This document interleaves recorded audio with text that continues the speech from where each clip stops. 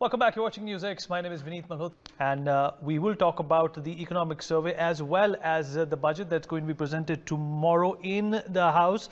We'll be speaking to some experts and people who understand and can comment on the economy as it stands and where it is going. Joining me on the show at this point in time is Kunal Sharma, founder and CEO of Chhatra Sansad, India. Lloyd Matthias, business strategist, also joining us on the program. Sunil Thakur, partner at Quadria Capita, with us on the program too. Pranay Agarwal, political analyst, with us on the program too. Anshul Gupta, director of Okaya Electric Vehicles, with us on the program. Rajeeb Roy, MD of Agriplast Technologies India Private Limited, is also with us. He's an agriculture expert. Kapil Mittal is a tax expert, joining us on the program as well. Dr. Nilanjan Banik, Professor of Economics, Mahindra University, also with us on the program. Thank you everyone for being a part of this conversation. Mr. Rajeeb Roy, if I can come to you now. Yes, please. Well, agri-tech is also an area where the government needs to invest, because, if we are serious about our, emission goals or reduction of emission goals and making sure that agriculture, plays a part in eliminating that rather than contributing towards that, is going to be a challenge that the government has to address.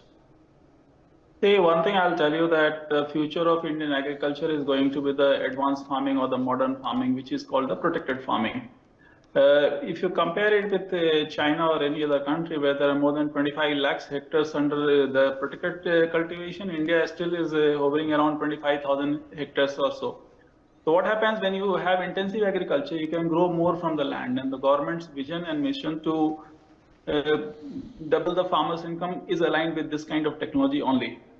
So certain things the government needs to do is, in my view, is that first of all, farm mechanization, the thrust on farm mechanization is very, very necessary. I had been to an exhibition in Italy, and the kind of machinery that I saw there and the kind of equipment that is used abroad is nothing close to what we do. So we have a different kind of setup that needs to improve a lot.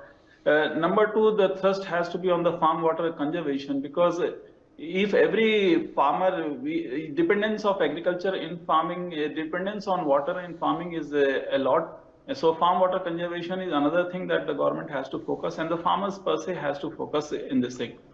Agriculture infrastructure, the post-harvest technology, the pack houses are the must to be implemented here in India.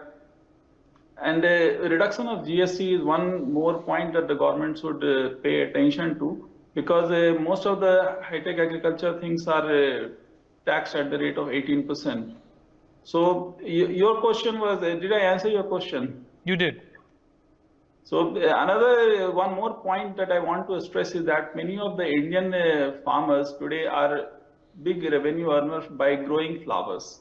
And the biggest challenge has been the import of plastic flowers from China. And that is a direct competition to the Indian farmers who are in fact the people who are involved in the farming, in protected farming.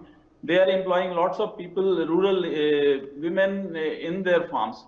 So these people directly getting the competition from the Chinese flower and the plastic flower is another major threat that they are facing. So all these points, if it is addressed in the budget today, tomorrow, then it will be wonderful to boost to the Indian agriculture. Okay, all right. Kapil Mittal, if you're there with us.